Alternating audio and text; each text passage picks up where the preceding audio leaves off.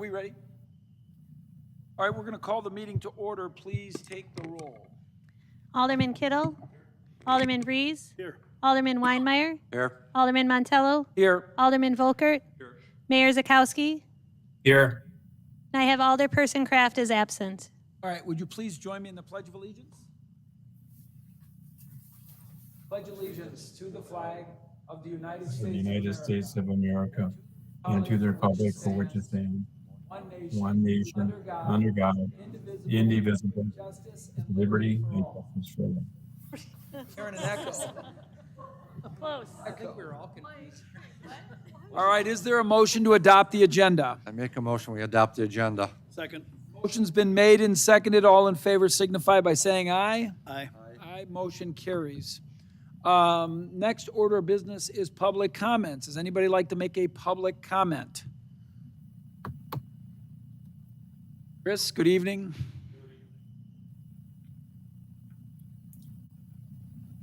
No iron, and you are going to get sick and tired of hearing from me. Chris, can you just give us your address? I think that's what you want, right? Name and Correct. address? Mailing address, Sure. 1646 North County Road, GG, Perfect. Richmond. Thank you. First, I'd like to find out who puts into the local TV what gets played and what gets muted out. Because my comments last time were muted out when they were replayed.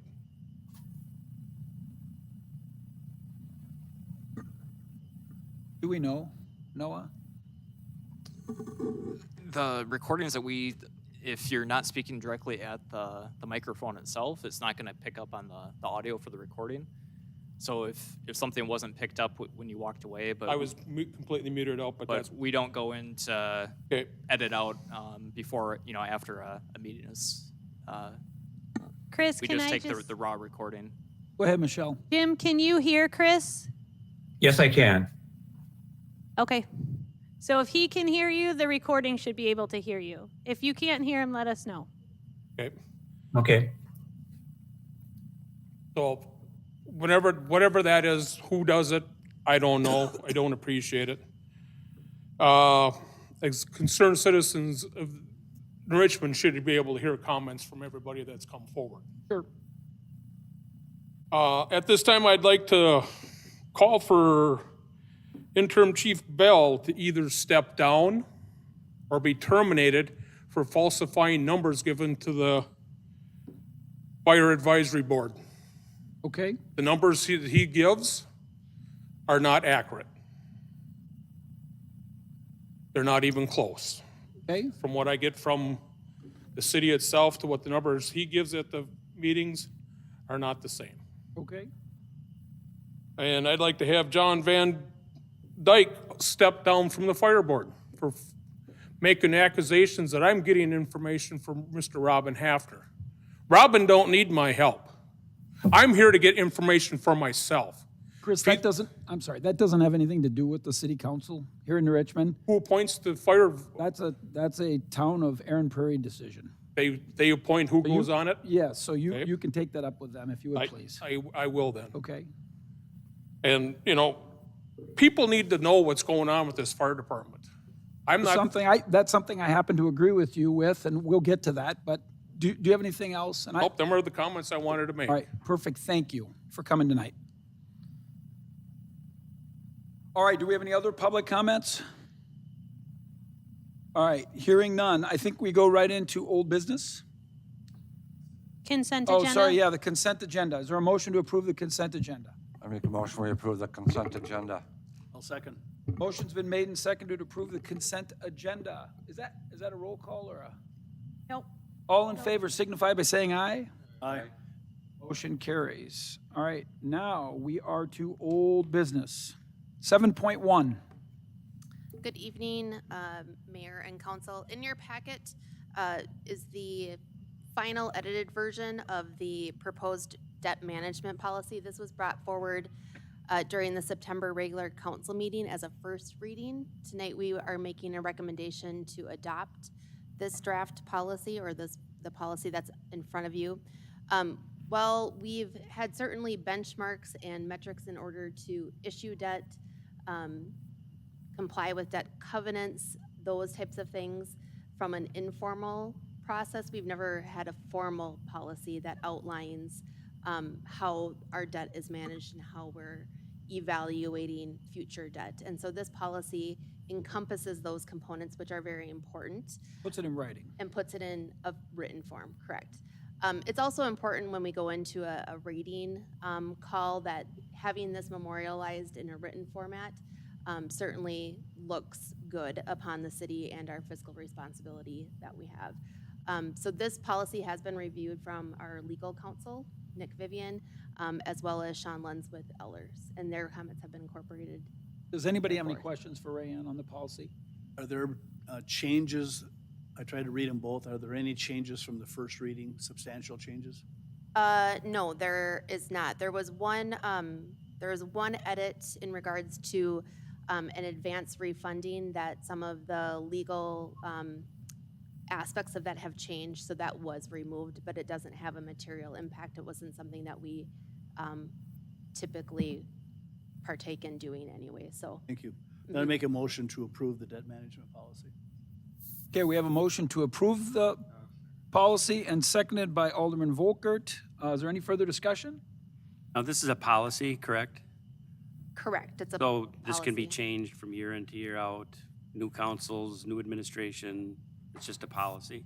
So it will be something that we'll review annually and make any adjustments or bring forward any adjustments if there are changes within the financing industry that would materially impact the policy itself. We would bring forward those.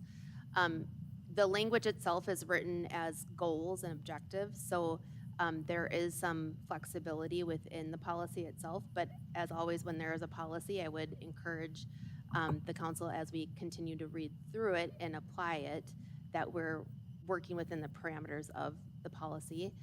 If there's times that sometimes there might have to be a deviation from the policy, then we would really need to talk through that and what the potential implications of that deviation from the policy would be.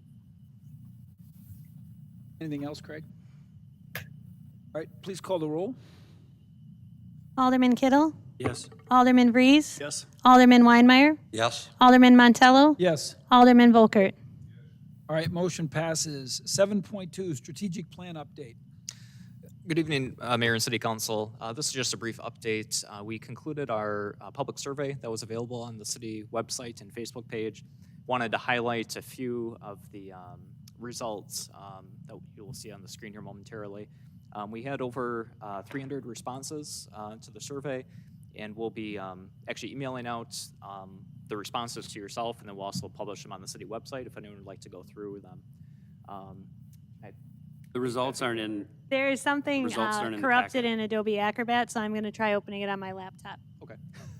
the results aren't in the packet. They're not, no. So we have a mix of, some that are going to be in a just bar graph pie chart. There's some that folks had opportunity to submit written comments. So in some cases, you may see some of the exact quotes, verbatim. In some cases, we'll be kind of categorizing some of those. So there might have been, 200 written responses to a particular question, and we might read through them and say, okay, 20 of them talked about taxes, or 20 of them talked about transportation. So rather than reading through pages and pages, and so you will see kind of a overall summary though of all the results. So in terms of some other, in addition to the survey, the council had a homework assignment, if you will, earlier this year, looking at some of our core principles as a community, identifying some of the top priorities. And then we've also started some work with some of our boards and commissions as well. So Ford and Richmond at their last meeting had some initial discussions kind of looking big picture about economic development and what does it look like to have a positive business climate for an existing business. What about what are some of the strengths and weaknesses of our community when it comes to economic development as a whole? What are opportunities that we have in the future? So we'll start to kind of hone in now on what are some of the key issues or questions that we need to identify in the next 5 years. And then from there, looking at more of an action plan to say, okay, what are the strategies and things that we want to do to try to address these? What are the resources that we need to align accordingly to do that? So there may be some things that are broad about public safety, for example. How do we keep our community safe? Well, that's a big question. And but to start to break that down to say, okay, what are things that not just the city but other stakeholders, how do we engage people to address that, and how do we measure that as well? There may be one of the questions had to do with what's your preferred way of communication and getting information about the city? The number one was an email or e-newsletter. Well, that's something that as staff, we can already implement to start doing, to say, okay, people want information that, so there's some things that are very much action-oriented where we can say, yep, we can start doing that right away. Some of these are gonna be bigger picture questions that we're gonna need input from council, boards and commission, and community members on. But making good progress though. Sorry, we can't show some of the results here tonight, but like I said, we will publish the results both on our websites. We'll email them out to you directly as well. So, Michelle, any luck?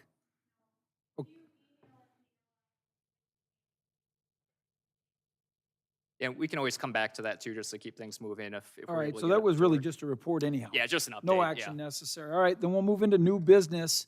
8.1, White Cane Proclamation Day. This proclamation is being considered by several other municipalities on recognition of individuals in our community with vision impairment and bringing attention to our white cane laws against stopping vehicles for those that are crossing the streets. Included in your packet is a sample proclamation. Again, that this would be proclaiming October 15th as White Cane Safety Day in the city of New Richmond, acknowledging the importance of pedestrian safety year-round. And specifically relative to folks, the whole white cane part has to do with those that are visually impaired. Yes. Yeah, so, all right, is there a motion to proclaim White Cane Proclamation Day, I guess? Make that motion. Is there a second? Second. Motion's been made and seconded. Is any further discussion? Please call the roll. Alderman Vries, Yes. Alderman Weinmeier, Yes? Alderman Montello. Yes. Alderman Volkert, Alderman Kittle. Yes. All right, 8.2, Fire Prevention Week Proclamation. So this is also National Fire Prevention Week. It's the 100th anniversary. It's actually the longest running public health observance in the United States. Celebrated this week, or recognized this week, actually in recognition of the Great Chicago Fire. The fire department last few weeks, and then wrapping them up this week, has been visiting elementary schools, childcare centers here in the community. They'll have seen about 1,300 kids in the last few weeks, had their open house event last week. So this proclamation just brings attention to Fire Prevention Week in the city of New Richmond, recognizing the work of our fire department and reminding community members about the importance of having a plan for escaping their house where a lot of our fires take place. Really, you're saying that we have Mrs. O'Leary's cow to thank for this? In some ways, yes. All right, Proclamation Fire Prevention Week. Is there a motion to adopt that? Make a motion, we adopt it. Motion, is there a second? Second. Motion's been made and seconded. Any further discussion? Please call the roll. Alderman Weinmeier, Yes? Alderman Montello, Yes. Alderman Volkert, Yes. Alderman Kittle, Yes. Alderman Vries. Yes. All right, motion passes. 8.3, Authorization to Publish Budget. Again, council, in your packet this evening are several documents in regards to the 2023 budget. As we discussed at the work session, every year we do need to publish the budget, giving notification to the citizens of New Richmond that there will be a hearing in order to adopt and move forward with the 2023 budget and assess the levy. So this evening, in your packet is and maybe Michelle, if you can bring it up, the second page of the Coming up right now. memo, perfect, is the actual legal notice that we would be publishing in the paper. This publication does not adopt the budget. It just gives notification to citizens that there will be a budget hearing that's held. So the budget conversations will still continue on. So we have another budget work session the end of this month at the work session. And so this would be holding the budget hearing for November 14th at 7 o'clock during the regular council meeting. budget amendments can still, or budget adjustments can still occur both up and down to the budget. But this is just, again, providing notification of the hearing that would come forward on the 14th. All right, so we're looking for a motion to authorize the publishing of the budget. Do I hear that? Motion's been made. Is there a second? I'll second it. Motion's been made and seconded. Is there any further discussion? Hearing none, please call the roll. Alderman Montello, Yes. Alderman Volkert, Alderman Kittle, Yes. Alderman Vries, Yes. Alderman Weinmeier. Yes. Motion passes. 8.4, Electric Department SCADA. Did I say it right? Yes. So this item was discussed by the Utility Commission at their meeting last week. As you recall, over the next couple of years, we'll be having some significant upgrades to our substations here in Richmond. This is a $4 to $5 million project, so very large scale. One of the first phases of this project is the SCADA system. We have a recommendation to proceed with a not-to-exceed amount of $203,575. This contract would be with EPS E&D. This would be for designing and providing electric utility SCADA platforms. So included in the packet is also kind of outlines just a more detailed scope of services for that work. And I'm happy to answer any questions you might have. And I think Wes Arndt may be on remotely as well. So Wes, are you out there? I am here. Yes, sir. Wanted to make sure you were with us. Does anybody have any questions for Wes or Noah? We went through this pretty heavy on the Utilities Commission, and it was. I would make a motion to approve the contract with EPS E&D, an amount not to exceed $203,575.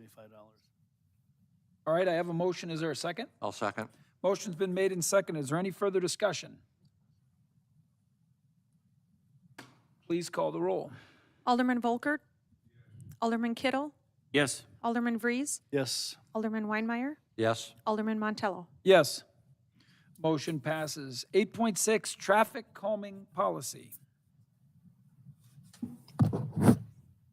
Oh, yeah, 8.5. We missed 8.5, sorry. 8.5.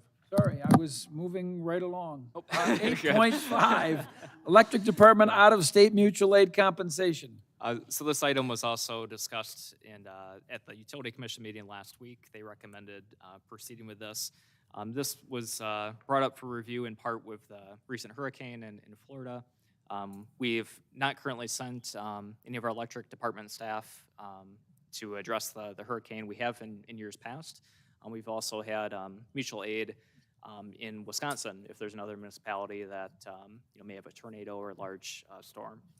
And so this is really aligning our policy when it comes to reimbursement with MEUW, which is the Municipal Electric Utilities of Wisconsin, so that when it comes to reimbursement, if there's electric departments going to, let's say, to Florida from 10 different communities, in terms of reimbursement, try to have more consistency across the board, so it's not... It's standardized. Right. It's not one person from Richmond, they get this rate, but this other utility, they get reimbursed this way. So either way, we're getting reimbursed, but it's really just trying to have more uniform standards across the board. So. And no, I asked you earlier today, just in terms of your recollection, the recollection is that we have had, I don't know if it's necessarily electric workers, but we've provided kind of this mutual aid type thing within the state, but we're not familiar with it. Anybody ever leaving the state? It's been a few years. We have had staff respond out of state. There are some communities that specifically want electric crew members from the state of Wisconsin. In some cases, we may go initially. In some cases, a crew is there for a couple of weeks, and then there's another wave that kind of comes in later on. But in some cases, it's just staff, and sometimes it's equipment. I would say it's going to be more common to have the mutual aid directly in Wisconsin. In some cases, that just might be Hudson River Falls has a big storm that comes through. In some cases, it might be we send staff somewhere for a whole week. So pretty rare, but obviously we hope that in the event that we had a large natural disaster here in New Richmond, we hope other communities would reciprocate in the time of need, so. All right, so we're looking for a motion tonight to adopt this electric department out-of-state mutual aid compensation outline or agreement. So move. Okay, motion's been made. Is there a second? I'll second it. Motion's been made and seconded. Is there any further discussion? Please call the roll. Alderman Kittle, Yes. Alderman Vries, Yes. Alderman Weinmeier, Yes. Alderman Montello, Yes. Alderman Volkert. Motion passes. All right, I'm going to repeat myself and say 8.6, traffic calming policy. Excited. Second call. Good evening, everyone. Is this mic working? Can you hear me? Okay, all right. So in recent years, it seems as if the number of speeding complaints in the community has grown. I don't think that's unique to New Richmond. I think a lot of communities are experiencing that. I don't know if it's the impatience developed from the last couple years of being trapped in their homes or what, but it seems like the complaints have grown in the last couple years. And we've been getting a number of... A second, Eric, I'm Yeah. feeling really sensitive because you used the word impatience and you looked at me and I thought, where did that come from? Trying Go to- ahead. I'm trying to address my audience.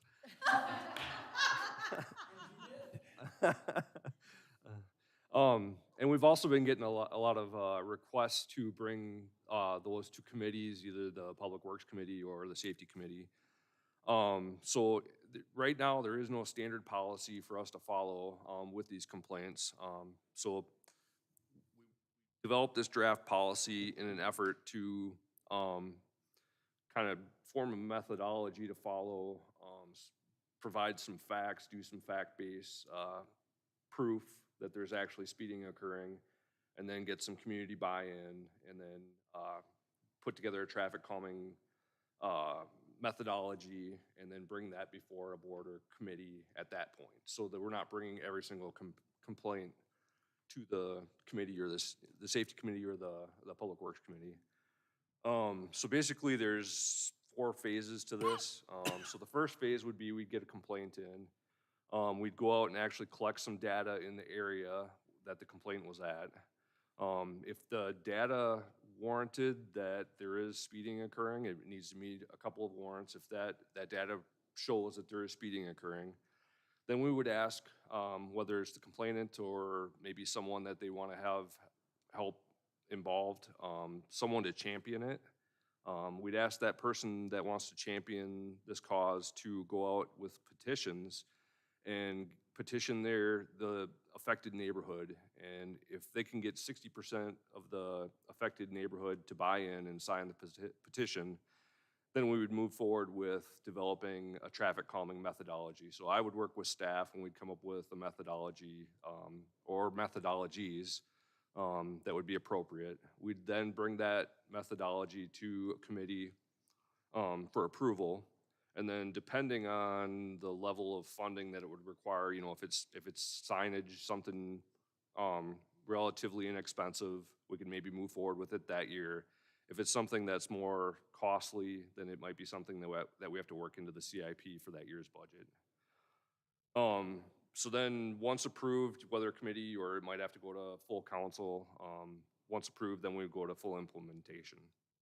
So I'm curious to ask you a couple of things. When you said data, are you talking about, I don't know what you call is that, they check speeds, chief, by laying the lines across the road? Those only do, those can, but usually it's just counting the number of cars. They get a little more sophisticated where they can track basic speeds, but they typically don't, not the tubes. What would you use to, when you talk about the data that there is actual speeding occurring? So there, I think in the budget is to get a new speed trailer, which can record the speeds.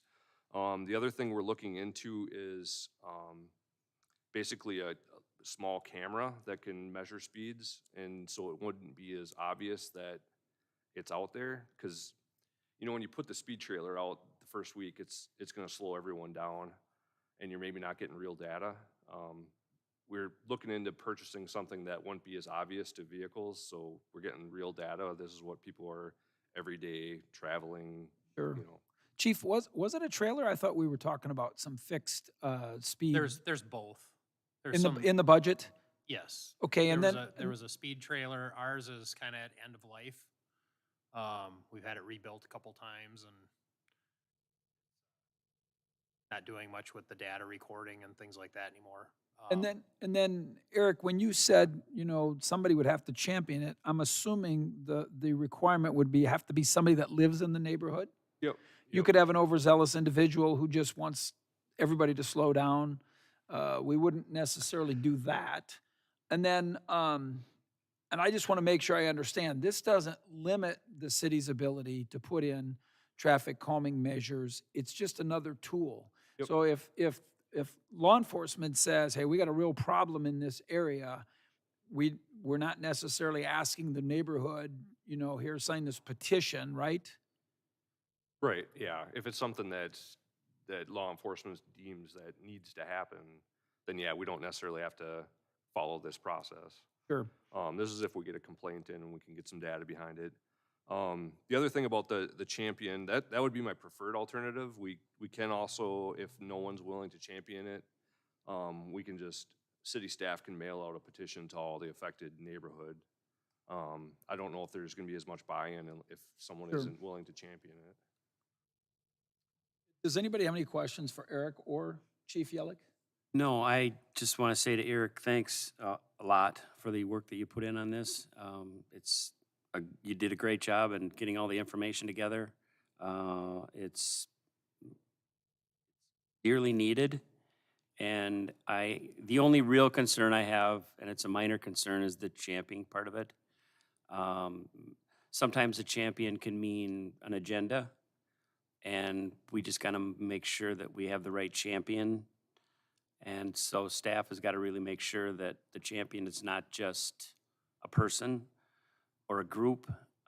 So if the champion went out and got signatures, the champion would go to the people that he knew were going to be his signatures and not go to the people that, it has to be a mix.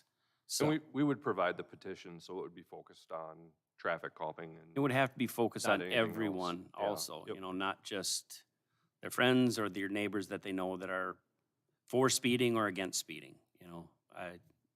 Just something that we got to keep an eye out for. But other than that, did a great job on this.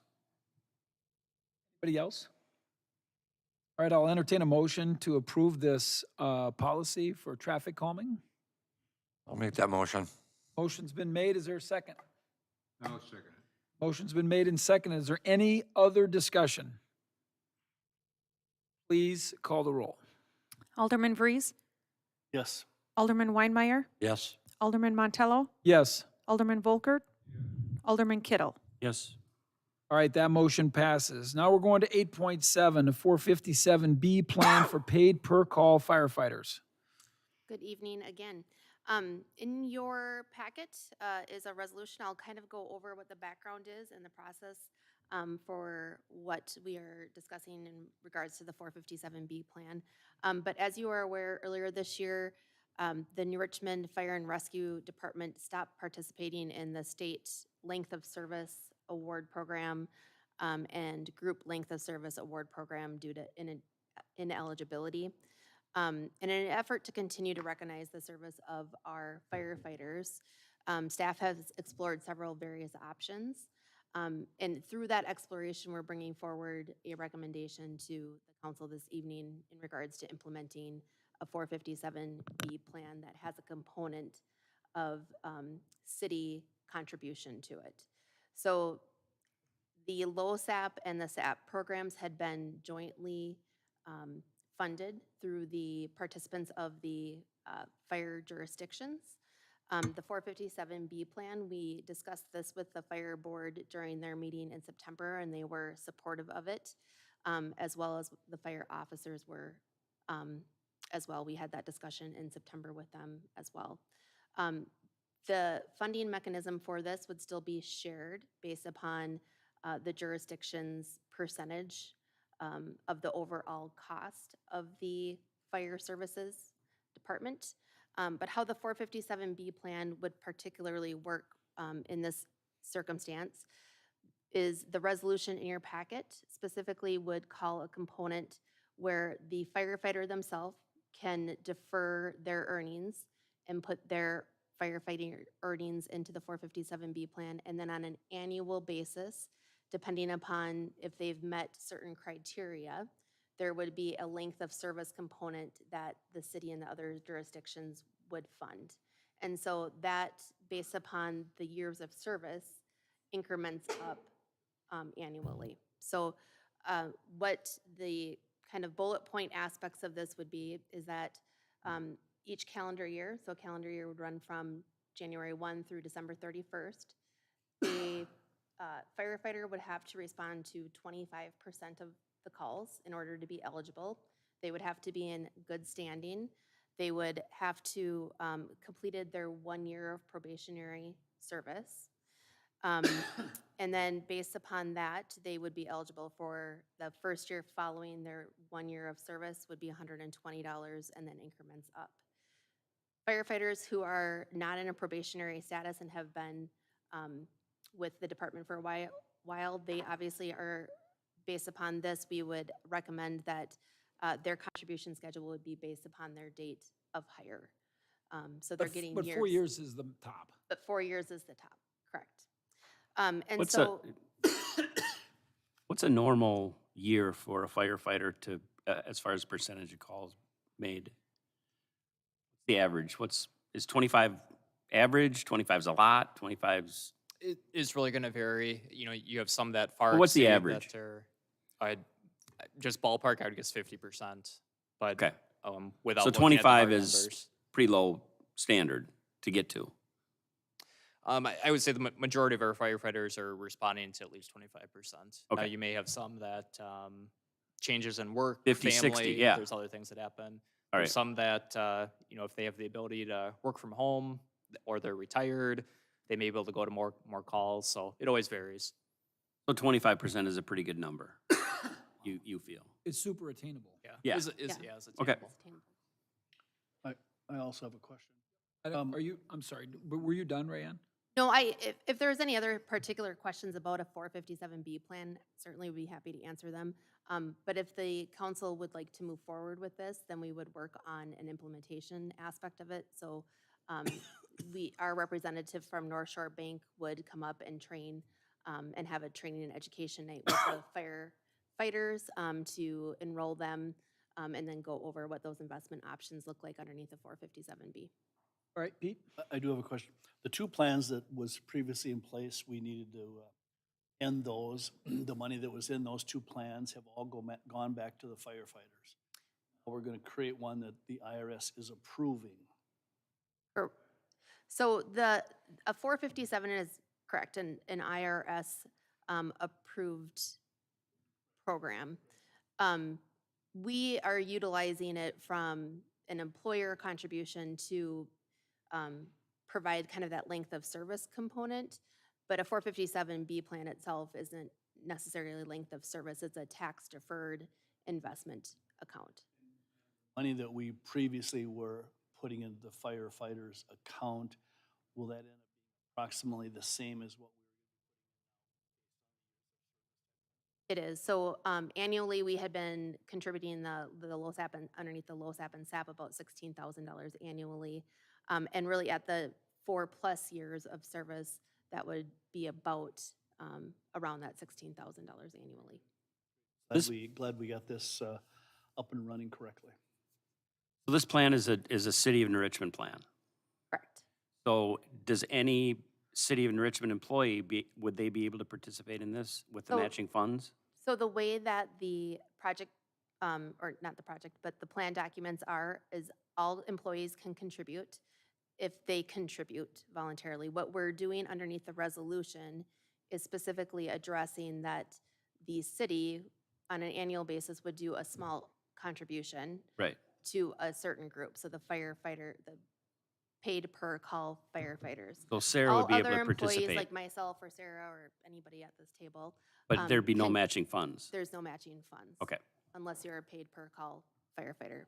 Okay. But we can defer our wages currently to these plans. Okay. Just a clarification on that verbiage, though. It's not matching funds.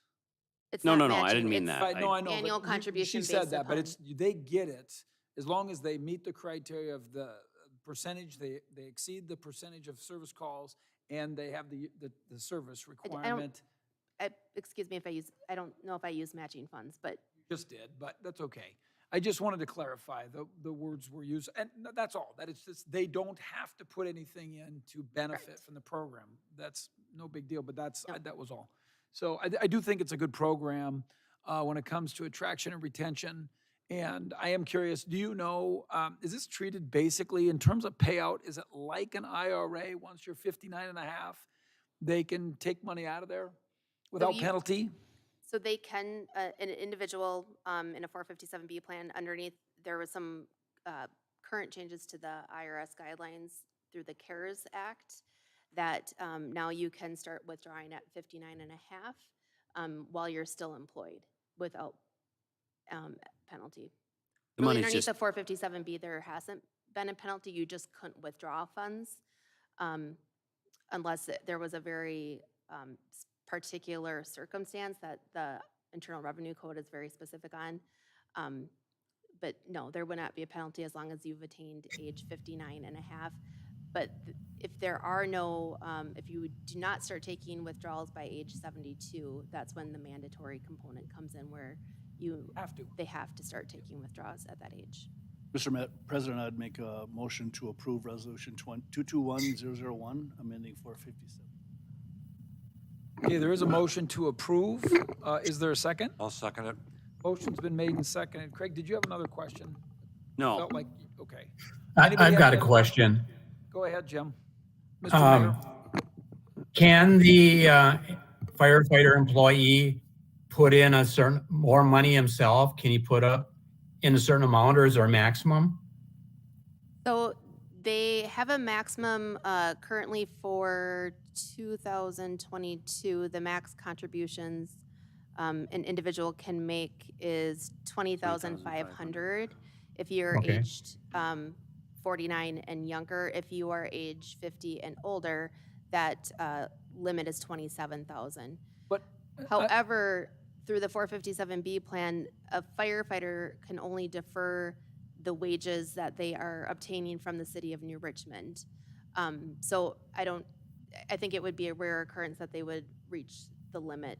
well, but you would of say that it's contribution. those two numbers or what they earn, whichever is lower. Correct. That's how it goes. Mr. Mayor, does that answer your question? Yeah, yes, it does. Okay. Go ahead and call the roll, please. Alderman Kittle, Yes. Alderman Vries, Yes. Alderman Weinmeier, Yes. Alderman Montello, Yes. Alderman Volkert. Motion passes. All right. Item 8.8, employee compensation adjustment implementation. Good evening, Mayor and Council. We do have some slides. Helpful. I hope. This one is actually working. Hang Oh, on. excellent. That's fantastic.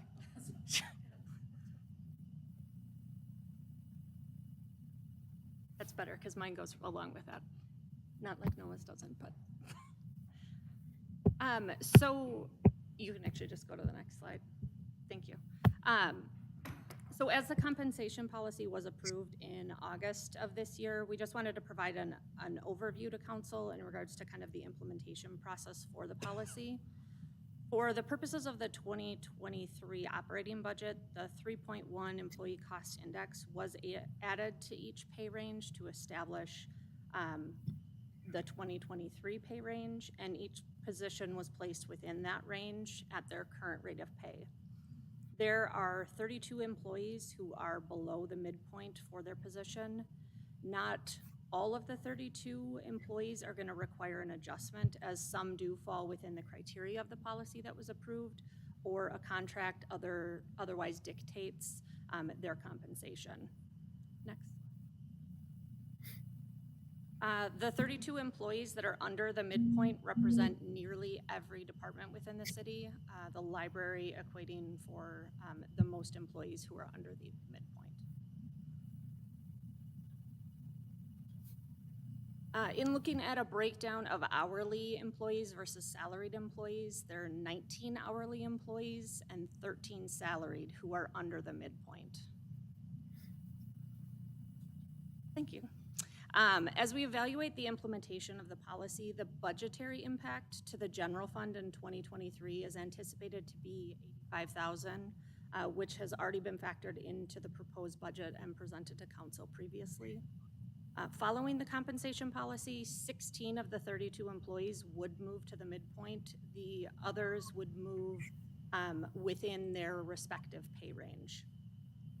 As kind of a contrasting view to that, if we were to bring all 32 employees to the midpoint as of 1/1/23, which is not what we're proposing, nor would it be in alignment with the policy, it would have an anticipated impact of $131,000.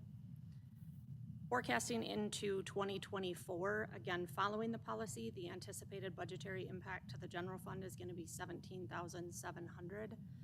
Whereas as a comparison, again, if the remaining employees that are not at midpoint in 2020 were brought to the midpoint as of 1/1/24, again, not what we're proposing, nor would it be in alignment with the policy, it would have an anticipated impact of around $46,600.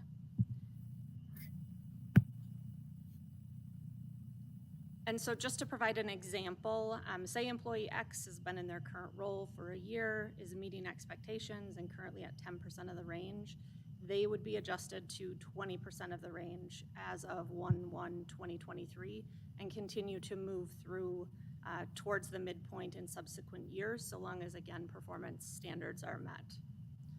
We're not, again, looking for any action on this item. We just really wanted to provide an overview to council. If you have any questions, you can out to Noah, Ran, or myself over the next couple weeks. We'd be happy to go through anything again. So one other component will be having some information for staff, both on the compensation adjustment, but also looking at our performance reviews. We'll have a meeting first with our supervisors later this month, then followed by an employee meeting. We'll also record that and send it out to staff just in case there's any questions about this. So, but again, if there's any questions the next couple of weeks, feel free to reach out. But we just wanted to highlight this a little more detail. We don't want to just brush over it at some of our last meetings, but just give you a little more background on kind of the methodology of how staff would kind of work their way up to that midpoint. Anybody have any questions for staff? Employee compensation adjustment implementation? No action needed tonight. This is just.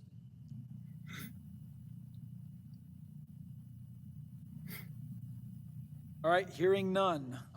We are ready for communications and miscellaneous. Mr. Mayor, do you have anything you want to add? Yeah, I'd like to say thank you, if you haven't heard, to Royal Credit Union Foundation, to the Freedom Park Center. They graciously donated $500,000 towards that project. So a shout out and a thank you to them again. All right, is there anything else, Noah? Just one reminder, 1 week from today, St. Clair County will be hosting a public informational meeting here at the Civic Center about the plan for replacing the bridge on County Road K near 140th Street. So that meeting is a county project, but they've asked to host their meeting here. That'll be next Monday, beginning at 4:30. Do you know what the timing is? So they plan for 2023. So the bridge would be out most of the year. They would start right away in the spring and would hope to have it concluded in late fall.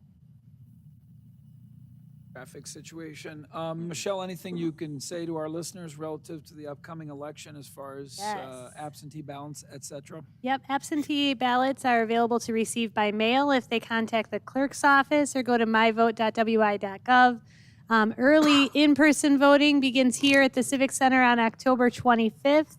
And the public test of our voting equipment takes place on November 2nd at 3 p.m. Anyone who wants to join us for that is welcome. Perfect. All right, well, if there's nothing else, I would entertain a motion to adjourn. Make a motion, we adjourn. Is there a second? Motion's been made and seconded. All in favor signify by saying aye. Aye. Aye. Monica, you're on. We are adjourned. Cheesecake. So We are Mike adjourned. threw down What? a challenge. So I made a salted caramel chocolate cheesecake.